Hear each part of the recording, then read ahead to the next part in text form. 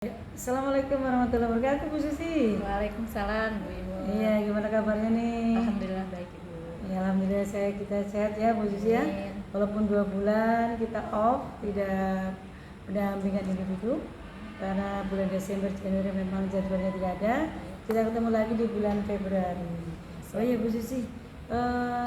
Untuk kali ini kan pendampingan individu keempat, Ibu akan mengobservasi mengajar Bu Susi di kelas ini.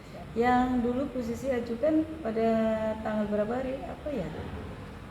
Berarti hari ini ya? Hari ini, Bu. Tanggal 7 Februari 2024. Oh iya. Kira-kira dimulai pukul berapa nih nanti? Kira-kira mungkin setengah 11, Ibu. 10.30. Ya 10.30. Berarti kalau SMP 2 kali 40 menit ya. Berarti 80 menit. 10.30 berarti sampai 11.50. 11.50. Ya, kita nanti akan di kelas nanti. Kemudian Bu Susi nih sudah siap ya? Insya Allah siap, Bu. Ibu masih di kelas. Kemudian apa sih nanti pembelajaran yang akan disampaikan di kelas Bu Susi? Nanti siswa akan belajar materi teks berita. Teks berita ya.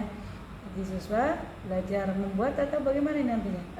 Nantinya pada tujuan akhir sih siswa akan menyajikan teks berita secara lisan atau tulisan yang baik dan benar. Itu tujuan pembelajaran ini ya. Kemudian nantinya Bu Susi setelah mengungkapkan tujuan pembelajaran, berarti siswa sudah mengerti apa yang akan dicapai hari itu. Kemudian sebelum pembelajaran dimulai di kelas nih, kira-kira yang menjadi permasalahan yang akan diungkapkan Bu Susi selama ini, anak membuat berita apakah sudah bisa atau belum? Kemudian yang menjadi masalah nih di sini yang akan dicapai oleh Bu Susi. Pertama kan karena anak-anak sekarang tuh lebih suka dengan itu ya Bu ya, dengan gadget gitu ya zaman sekarang. Jadi kelihatannya anak-anak kurang familiar dengan berita.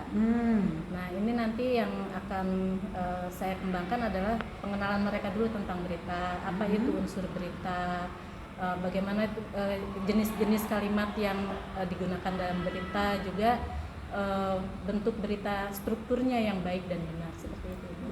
Berarti sudah dirancang ya di modul pembelajarannya nanti, dan siswa juga nanti dikenalkan apa itu berita dan sebagainya sehingga siswa tahu ya. Kemudian untuk rencana observasi ini kepala sekolah sudah mengizinkan Sudah ya? Iya. Karena ini program dari pendampingan individu keempat, yaitu observasi kelas nantinya selama 80 menit karena tingkat SMP. Kemudian nantinya dari permasalahan yang dihadapi yang akan dicapai perkembangannya, tentunya ada strategi khusus untuk mencapai perkembangan itu. Strategi apa yang akan Ibu Susi lakukan di kelas ini nantinya? Yang pastinya strategi yang digunakan pembelajaran yang berdiferensiasi ya Bu di kelas. Saya menggunakan profil belajar siswa. Dari ada yang audio, visual, dan kinestetik. Kemudian saya menggunakan model pembelajaran cooperative learning karena kan kita tujuannya nanti untuk menyajikan berita Bu. Jadi dari cooperative learning itu siswa secara berkelompok bekerja untuk pertama mencari unsur berita, kemudian mendata kalimat-kalimat yang sesuai dengan berita, kemudian nanti pada akhirnya mereka akan membuat berita. Baik. Jadi dari permasalahan yang ada kemudian dicari strateginya agar belajar mengajar di kelasnya nanti lancar, dan mudah-mudahan nanti dalam prakteknya siswa juga antusias, kemudian bisa mengikuti pembelajaran dengan baik.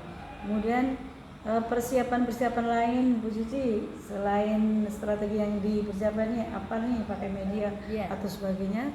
Karena berdasarkan pembelajaran berdiferensiasi ya Bu, jadi saya sudah menyiapkan PowerPoint, kemudian video pembelajaran tentang teks berita, kemudian beberapa sumber-sumber lain seperti buku pelajaran, juga anak kemarin saya sudah meminta anak untuk membawa koran.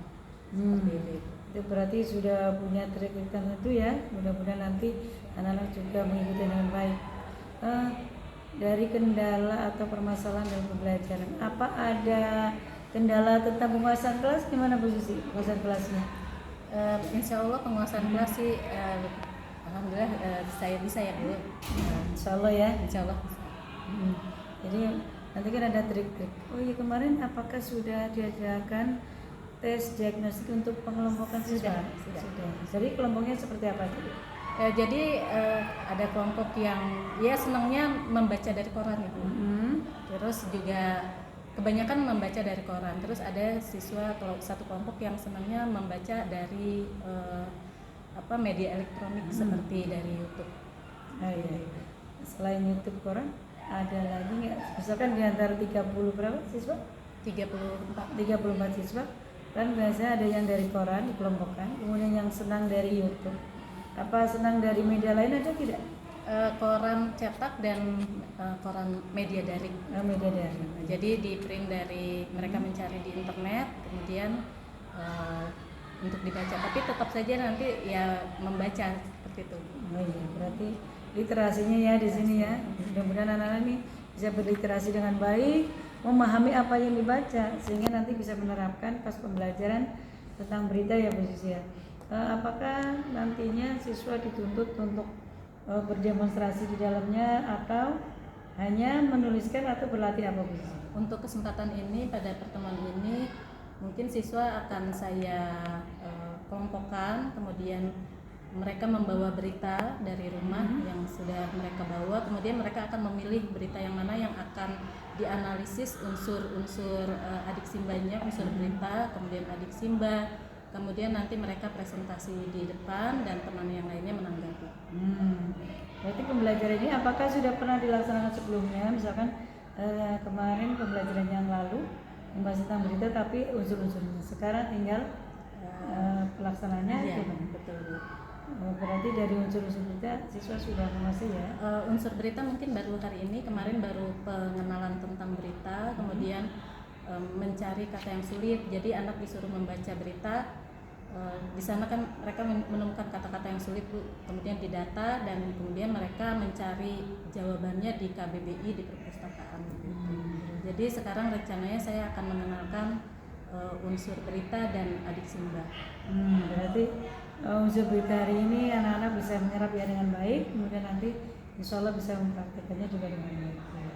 Kemudian dari adik simba, apa sih istilah adik simba di posisi ini? Biar tahu semuanya. Adik simba itu yang ada di dalam berita. Jadi adik simba itu adalah akronim dari apa, di mana, kapan, siapa, mengapa, dan bagaimana. Itu dari bahasa Inggrisnya 5W1H ya Bu ya. What, when, where, who, why, dan how, seperti itu ya. Ya karena kan tidak semua mengajar bahasa Indonesia nih, jadi biar tahu yang mengajar pelajaran lain juga tahu adik simba itu apa, terus D-nya di mana, ya. Terus K-nya kapan, C-nya siapa, M mengapa, bagaimana. Ya, jadi sudah lengkap. Jadi yang misalkan yang melihat ini bukan jurusan bahasa Indonesia sudah tahu apa itu adik simba, nanti dikira simba apa gitu kan. Ya baik, jadi udah persiapannya sudah matang, tinggal kita pelaksanaan di kelas selama 80 menit ke depan. Jadi kira-kira persiapannya udah matang, berarti tidak ada nervous lagi dong ya. Insya Allah Ibu. Ya, sudah persiapan dengan matang, siswanya juga sudah berlatih sebelumnya ya. Kita hanya menegaskan kembali tentang unsur-unsur berita di dalamnya, dan selama 80 menit ke depan kita urai permasalahan yang dihadapi Bu Susi tentang pengetahuan ya. Tentang apa tadi? Pengetahuan siswa Tentang unsur berita. Unsur berita yang nantinya meningkat ke keterangan. Ya, baik. Untuk selanjutnya kita akan menuju ke kelas untuk observasi pelaksanaan pembelajaran, yaitu pelajaran bahasa Indonesia yang disampaikan oleh CGP Angkatan 9 Ibu Yusi Arifiani dari SMP 192 Jakarta. Sekian observasi kita. Assalamualaikum warahmatullahi wabarakatuh.